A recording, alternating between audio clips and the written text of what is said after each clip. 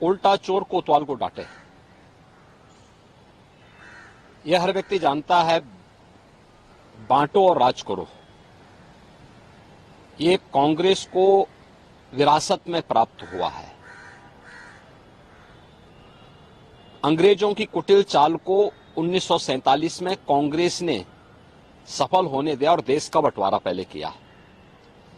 आजादी के बाद जाति के नाम पर, क्षेत्र के नाम पर, भाषा के नाम पर देश के अंदर वर्ग संघर्ष करा करके आतंकवाद, नक्सलवाद, अलगाववाद, ये सब तो कांग्रेस की देन है। और यूपीए चेयरपर्सन के रूप में श्रीमती सोनिया गांधी जी ने 2004 से 2014 के बीच में क्या किया था, कौन नहीं जानता उस समय।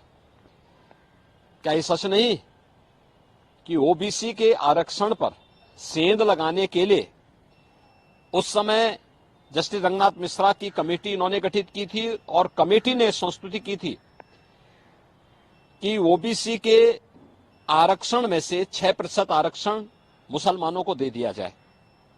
तो भारतीय जनता पार्टी ने उस समय और एनडीए ने उस समय विरोध किया था, इनके मंसूबे पूरे नहीं हो पाए।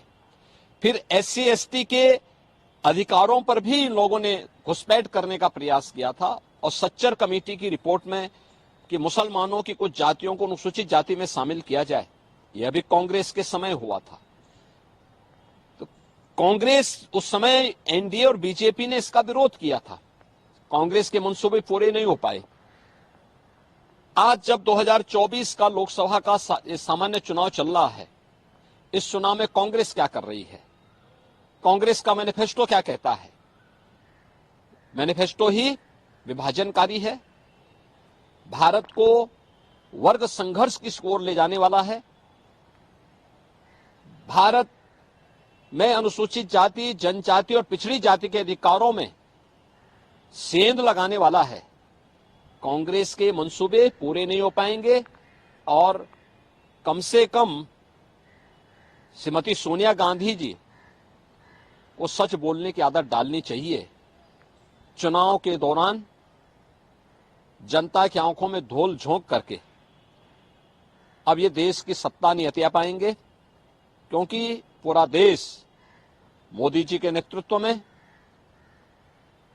एक भारत श्रेष्ठ भारत के दर्शन कर रहा है और आत्मनिर्भर और विकसित भारत की संकल्पना को साकार करने के लिए पूरा देश मोदी जी के नेतृत्व में कार्य करने के लिए आज एकजुट होकर के दिखाई दे रहा है।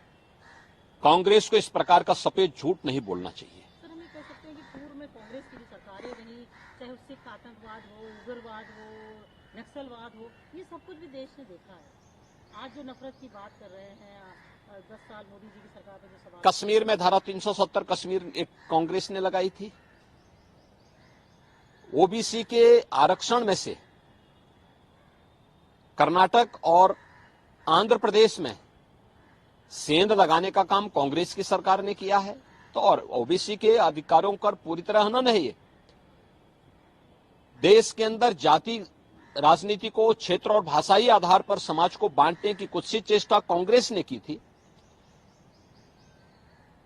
अपने मैनिफेस्टो में जिस प्रकार की बातों को कांग्रेस ने उल्लेख किया है, यह भारत की सनातन आस्था पर प्रहार तो है ही, समाज में वर्ग संघर्ष की स्थिति को पैदा करने वाला है। और मुझे लगता है कांग्रेस के मंसूबे भारत की जनता कभी पूरा नहीं होने देगी, क्योंकि विभाजनकारी जो राजनीति है यह किसी के हित में नहीं है। और मुझे लगता है कि आज जब विकसित भारत के लिए पूरा भारत, पूरी देश की जनता मोदी जी के नेतृत्व में संकल्पित होकर के भारतीय जनता पार्टी और एनडीए को अपना समर्थन दे रही है, उन स्थितियों में अब कांग्रेस की दाल नहीं गलने वाली है। सर, हम ये कह सकते हैं मिसेस गांधी जो इस बात को कह रही है कि उनका न्याय पत्र जो है इस बात की गारंटी है, श्रमिकों को, महिलाओं को, आदिवासियों को, देश को सुरक्षा की गारंटी है। कितना आप लगता है कि जनता इस बात, देखिए, तो अपने आप में हास्यास्पद है। ये न्याय नहीं, भारत के प्रति, अनुसूचित जाति, जनजाति और पिछड़ी जाति के प्रति, भारत की सनातन आस्था के प्रति अन्याय पत्र है।